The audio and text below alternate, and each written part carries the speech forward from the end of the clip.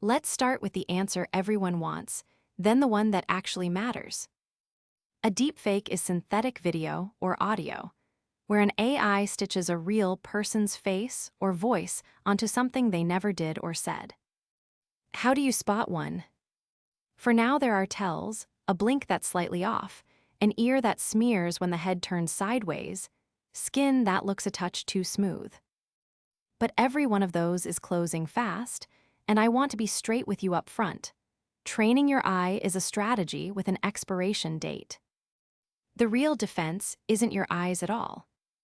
Here's why, and it starts with a story.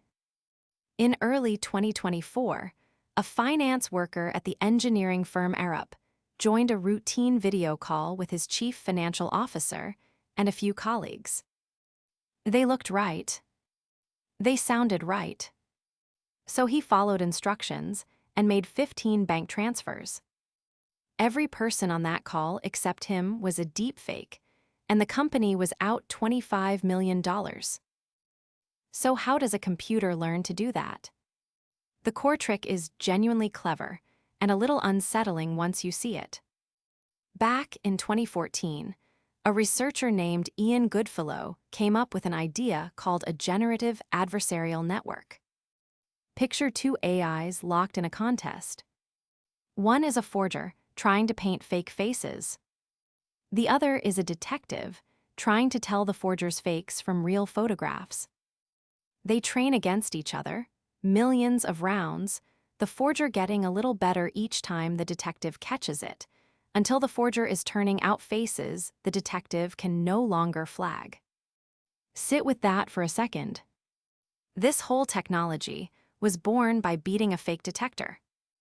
That's not a side effect. Fooling the machine that spots fakes is literally the goal it was trained on.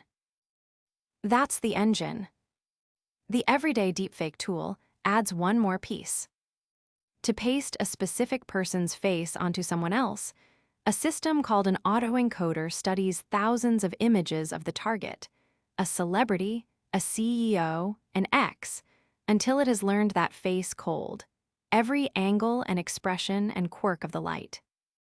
Then it can repaint that face, frame by frame, onto a different body in a different video, matching the movements underneath.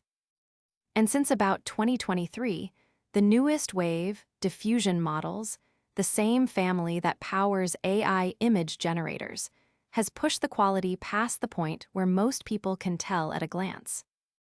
The strange part is how new the word is.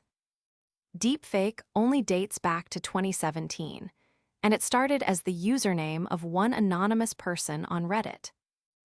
Now, before you picture a fake politician declaring war, I want to be honest about what this technology is mostly used for, because it isn't what the headlines suggest.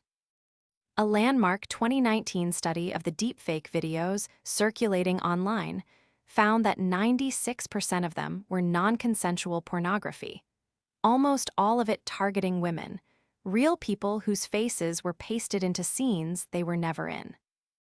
That's the actual center of gravity here, and any honest explanation has to say so out loud.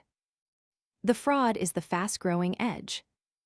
Voice cloning now needs about 3 seconds of audio to copy how you sound.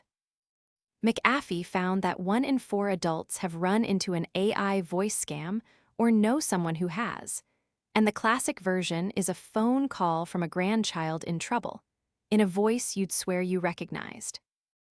Which brings us back to spotting them and the bad news. Yes, today's fakes still leak tells. The skin can look waxy. Blinking can go strange. Hands and teeth and ears are hard, and when a face turns to a full profile, the model often breaks, the jaw sliding off the neck, the glasses melting into a cheek. Learn those and you'll catch some fakes. But here's the trap.